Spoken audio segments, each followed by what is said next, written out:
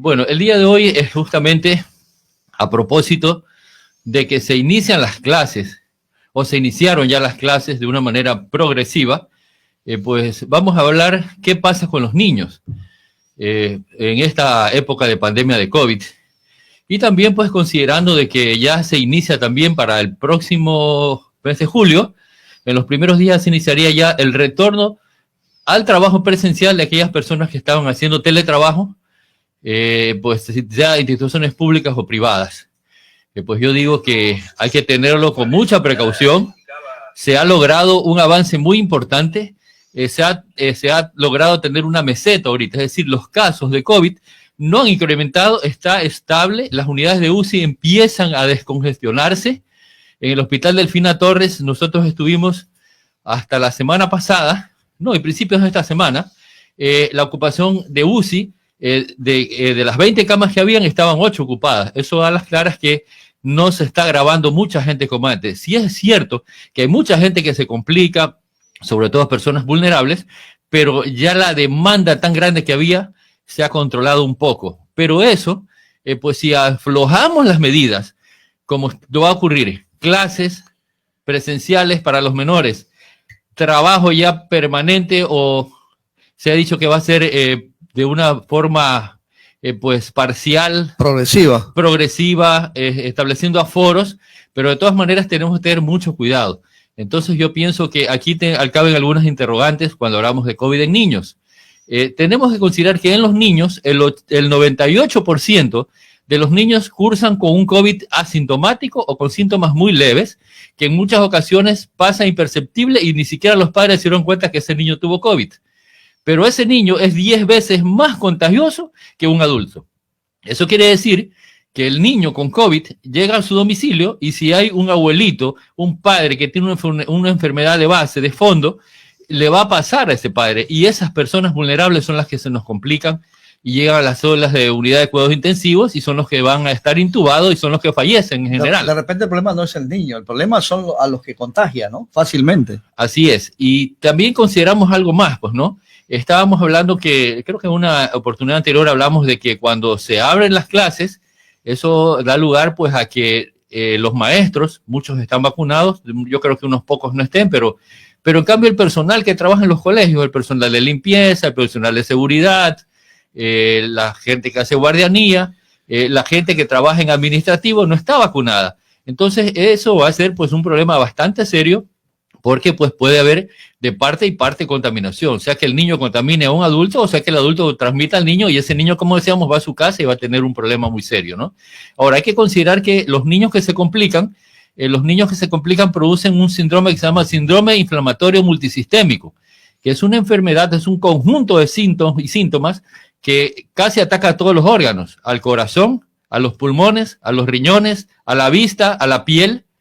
Y entonces, pues aquellos niños que empiezan a tener problemas de fiebre alta que no cede, luego aparecen puntitos en el cuerpo, luego aparecen ganglios en el cuello, sobre todo, ganglios grandes, dolorosos incluso a veces, luego empiezan a dañársele la lengua, pues, y luego empieza a inflamarse el corazón, se producen miocarditis, se producen inflamaciones en los riñones, nefritis. Esta es una enfermedad bastante seria y bastante grave.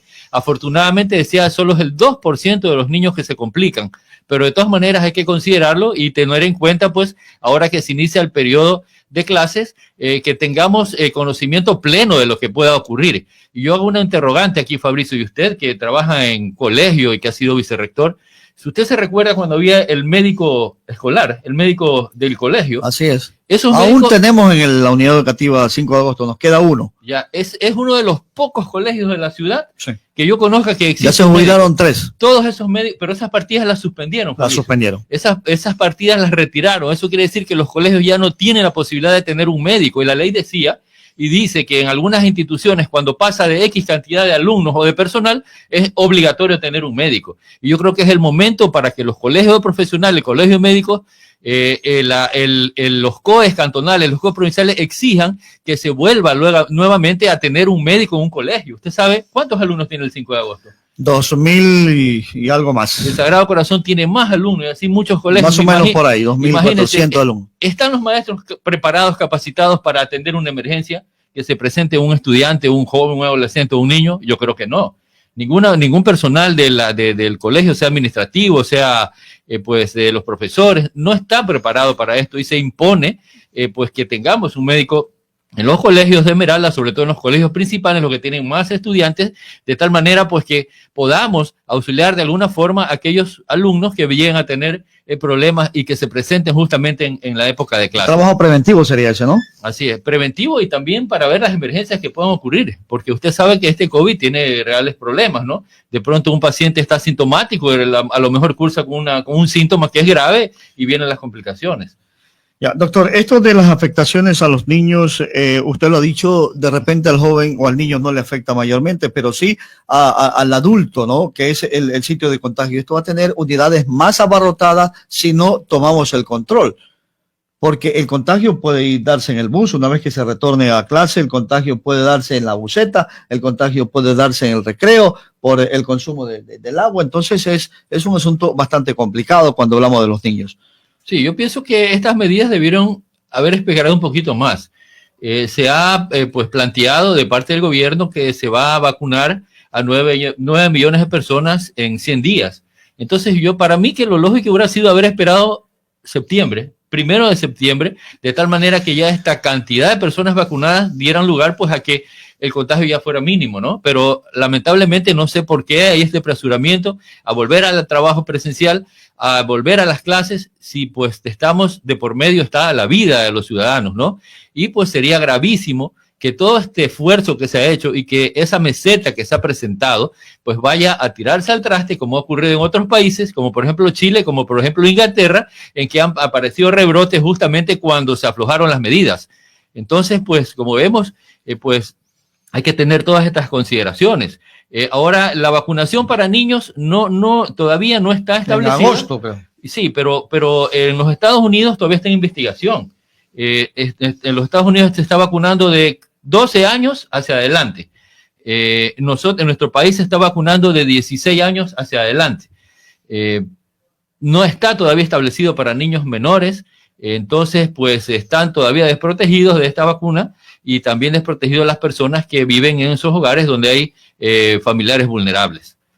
Ahora, este retorno a clase, doctor, bueno, tenemos inquietudes de Iván. Adelante, Iván. Sí, correcto. Doctor, justamente en la parte que usted hablaba de los niños, tenía un dato por acá de la OPS, ¿no? De la Organización Panamericana de Salud, que señala que es importante tener en cuenta que la inclusión de la población infantil en el proceso de vacunación requiere contar con evidencia científica de seguridad y eficacia en estos grupos poblacionales.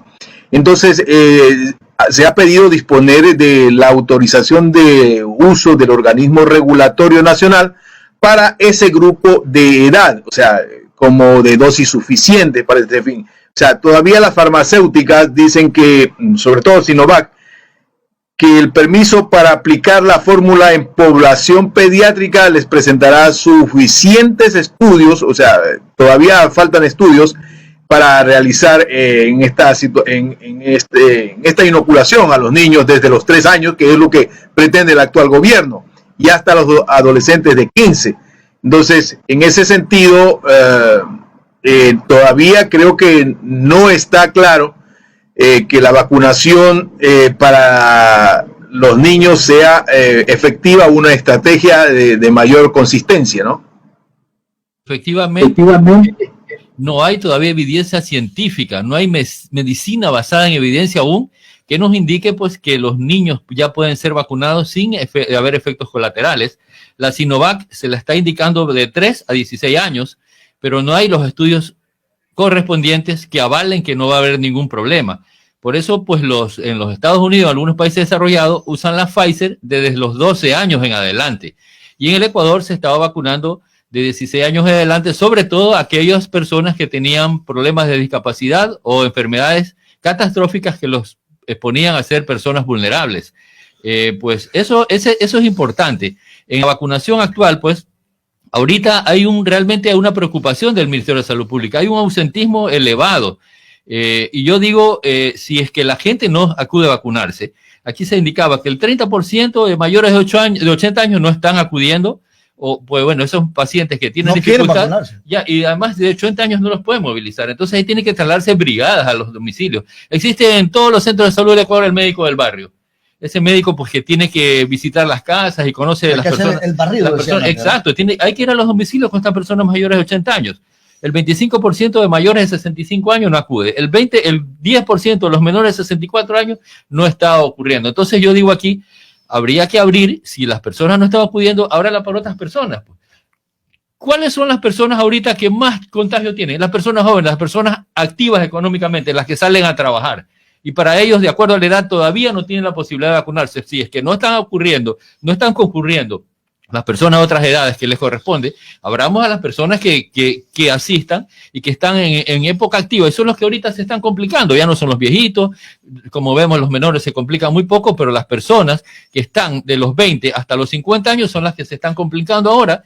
Y entonces abrir a que se vacune este grupo poblacional importantísimo, que es el que justamente pues está en actividad constante y que es el que está pues produciendo más problemas sanitarios en la actualidad. Y que es altamente productivo. Si queremos reactivar, si queremos que todo se normalice. Pues. Si se quiere reactivar la economía, justamente este es el sector poblacional al que hay que vacunarle para, pues, primero controlar la pandemia y en segundo reactivar la economía de la ciudad, de la provincia y en el mundo en general, ¿no? En otros países lo están haciendo, acá pues lamentablemente tenemos problemas todavía de abastecimiento.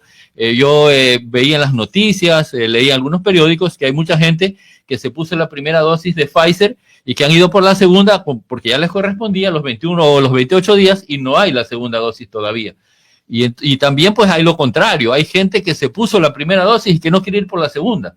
Y entonces eso no favorece nada. Las personas no tienen que sentirse seguros si se pusieron una dosis, porque eso no significa que ya tienen una inmunidad completa. ¿Se puede poner una dosis de una inyección y de la otra también? No, debería ser de la misma. De la misma. Es lo que ha ofrecido la ministra de Salud, que tiene que los que fueron vacunados con Pfizer, la segunda dosis tiene que ser Pfizer mismo. Los que fueron vacunados con Sinovac, Sinovac mismo. Entonces yo creo que pues las personas, también hay un poco de descuido de mucha gente que se puso la primera dosis y luego ya no regresa por la segunda. Hay una que es cada 28 días. Y si ya pasaron 40 o 30 días o 35 días. Cuando son pocos días se puede todavía, ¿no? Se puede todavía. Si pasa 2 meses, 3 meses, ahí ya pierde su efecto, pierde su capacidad de producir defensa, y por ello es que hacemos una invitación a que la gente acuda a vacunarse, que es una de las herramientas importantísimas de la salud pública para controlar esta pandemia. Las vacunas, si bien es cierto, algunas producen algún efecto de fiebre, malestar, pero eso es algo pasajero. Rara vez hay una contraindicación para las vacunas. Hubo la de AstraZeneca que produjo problemas de coágulos en algunos países de Europa, pero fue una cantidad mínima y eran personas muy vulnerables. Por eso ahora en nuestro país la AstraZeneca se está poniendo a personas menores de 65 años y hasta los 18 años se está aplicando actualmente para justamente evitar estos pocos efectos colaterales. Pero esta es una vacuna muy efectiva y que pues va a ayudar a que la población sea inmunizada. Entonces yo pienso que falta un poco más de difusión de parte del Estado, hacer campañas muy abiertas a través de los medios de comunicación. O sea, aquí en el mismo Esmeralda no tenemos ni siquiera las autoridades para que hagan una campaña, no ha sido designada por parte del nuevo gobierno. Eso también dificulta un poco, ¿no? Sí, y hay a veces desconocimiento. La gente acude a los centros de vacunación y de pronto dice, mire, todavía no tiene la edad. Yo pienso que las personas vulnerables deben ser vacunadas independientes de la edad, porque ahí no está viendo, pues el virus no está viendo si tiene 18, tiene 25, tiene 45 para complicar.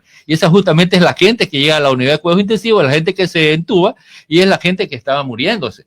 Entonces yo creo que hay que darle una prioridad a los vulnerables independiente de la edad que tenga. Eso sería pues una forma de tratar de controlar esto, ¿no? Hay gente, por decir, que se acerca al Sagrado Corazón, me decían, y le decían, no, tiene ya 50 años, están vacunando, y no los querían vacunar. Eso ocurría en el Sagrado Corazón. Eso significa que no hay una directriz, porque desde la cabeza mismo tiene que darse las directrices, tiene que ser un médico. Está ocurriendo en el hospital, no era un médico el que estaba ahí, y en una pandemia.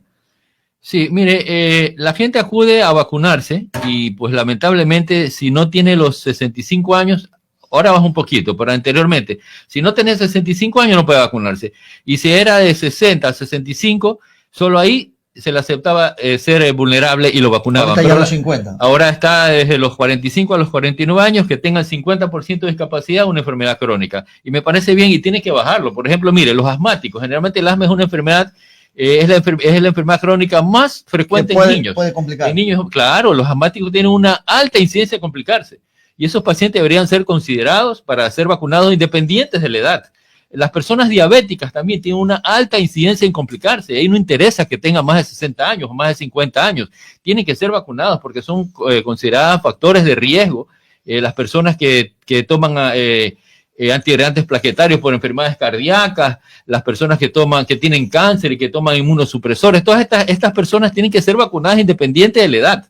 Eso yo creo que hay una variación que hay que hacerla y porque hemos visto en los lugares de vacunación que llega mucha gente con estas enfermedades y pues son rechazadas porque no cumplen cierta edad. Doctor, 3 de cada 10 no se vacunan. Hay incluso hasta un comité, esto ya para concluir, doctor. No se vacunan porque hay un comité incluso que le está diciendo no a las vacunas, no a las vacunas por esto, o sea, se mantiene y eso también no ayuda un poco en el proceso. Por eso decía que falta un poco más de información oficial. Yo creo que debía haberse hecho una campaña muy agresiva, justamente tratando de contrarrestar estas campañas antivacuna de grupos establecidos que pues son contrarios no a esta, sino a todas las vacunas en general, y a esta con más todavía intensidad, y se argumentan una serie de cosas, ¿no? De que va a producir la enfermedad, de que va a alterar la parte sexual, de que le van a poner un chip, de que va a alterar sus genes, y eso es realmente son afirmaciones totalmente falsas, pero lamentablemente están allí, sobre todo en las redes sociales, están allí y la gente se cree esto. Es más, una vez vi una publicación en que decía que todas estas personas que se vacunaron al lapso de 1 o 2 años van a fallecer. Y eso no es real, más bien lo contrario. Aquellas personas que no se vacunaron están susceptibles a que en caso de que tenga el virus, pues se vayan a complicar. Entonces, pues indico pues que para la única manera de que tengamos y controlemos esta pandemia es justamente la vacunación. Es la herramienta más importante, además de las medidas de bioseguridad. Mire, algunos países, por ejemplo, como en Estados Unidos, en algunos estados como Nueva York, como California y como la Florida, ya están abiertos al público, ya no usan mascarilla. Ya es prohibido andar con mascarillas. Ahorita va a haber un torneo de deportes en que ya va a haber público en los países de Europa. Y también, pues, otros países como Israel, que ya no usan vacunas. En la China, en Wuhan, vi justamente un reportaje en esta semana, en Wuhan, donde se originó el coronavirus, los chinos están vacunando 15 millones de personas por día. Y ellos ya no usan mascarilla, ya están libres. Es más, había una graduación y habían 11,000 estudiantes graduándose, uno al lado de otro, sin ninguna protección, porque ellos ya pasaron esa etapa justamente, y una de las herramientas más importantes para haber consolidado esta inmunidad justamente fue la vacunación. Afortunadamente nosotros en Ecuador, si bien es cierto, ¿por qué se produce esta meseta? Es porque el 30% de la población del Ecuador ya se infectó. Mucha gente ni se enteró, mucha gente no tuvo el diagnóstico porque no se pudo hacer una prueba de PCR, pero el 30% de las personas se vacunó. Ahora, la otra parte correspondería a la vacunación. Es por ello que hacemos un llamado desde este medio de comunicación a que la gente acuda a vacunarse y a que las autoridades de salud también pues, sean más flexibles a las personas vulnerables, a las personas que tienen algún problema que puede complicarse, que se vacunen independiente de la edad. Y también, pues, tener mucho cuidado ahora que ya hay clases presenciales, si bien es cierto son voluntarias, no son obligatorias, pero hay que tener mucho cuidado de los protocolos de bioseguridad en aquellas escuelas o colegios que han aperturado sus clases, así como también en el 1 de julio que empieza a haber ya trabajo en las instituciones tanto públicas como privadas asistenciales. Entonces aquí en las instituciones también y en las empresas privadas hay que tener todos los controles de bioseguridad de tal manera que no vayamos a retroceder. Aquello que se ha ganado ahora, pues vayamos a retrocederlo con el apresuramiento, yo digo, a volver a las clases y a volver al trabajo cuando tranquilamente hubiésemos esperado los 100 días de vacunación, de tal manera pues que esa cantidad de población que ya está vacunada hubiera dado lugar a que esa inmunidad adquirida diera a que no nos contamináramos y no vayamos a retroceder y pues producir más problemas a los que ya tenemos. Muchas gracias, doctor. Muchas gracias a ustedes y un buen día y un buen fin de semana para todos.